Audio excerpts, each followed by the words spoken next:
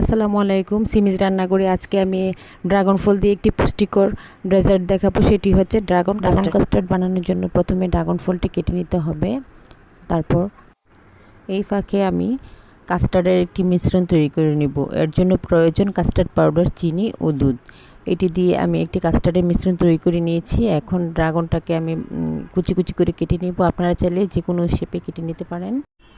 এখন কাস্টার্ডের মিশ্রণটা যখন ঠান্ডা হয়ে যাবে তখন ফ্রুটসগুলো মিশিয়ে দেব। এখানে আমি দিয়ে নিচ্ছি একটি কলা, এর সাথে দিয়ে নেব আগে থেকে কাটা ড্রাগন ফলগুলো। আপনারা চাইলে বিভিন্ন ফল মিশিয়েও এই কাস্টার্ডটি বানাতে পারেন। আমি যেহেতু বলেছি খুব কম সময়ে এবং অল্প ফল দিয়ে এই ডেজার্টটি বানানো হয়, এজন্য আমি আর অন্য কোনো ফল মিশাচ্ছি না। এই ডেজার্টটি খুবই পুষ্টি গুণসম্পন্ন, এটি স্বাস্থ্যের জন্য খুবই উপকারী।